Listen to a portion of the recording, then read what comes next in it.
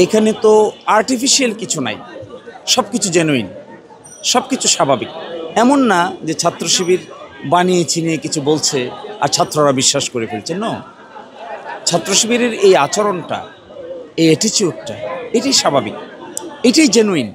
ছাত্র শিবির গঠনের পিছনে যে কটা উদ্দেশ্য ছিল, এরকম মানুষ গঠন হবে, এটাই ছিল তার মূল উদ্দেশ্য। এবং এখানে একজন মানুষকে যেভাবে সুন্দর চরিত্র, আচরণ, কথাবার্তা, চাল চলন, জবাবদিহিতা, আর্থিক স্বচ্ছতা, এর মধ্য দিয়ে একজন মানুষ যে গড়ে ওঠে না, এই পজিটিভ অ্যাটিটিউড তো আরেকজনের জন্য দরকার, সকলের জন্যই দরকার। ধর্ম বর্ণ নির্বিশেষে সকলের এই অ্যাটিটিউড দরকার। আমি এটাকে বলি জেনুইনিটি। একটা বিষয় যখন জেনুইন হয় তখন তার অ্যাট্রাকশন বাড়ে। একটা বিষয় যদি ফলস হয় তাহলে আপনি দীর্ঘক্ষণ তার অ্যাট্রাকশন রাখতে পারবেন না।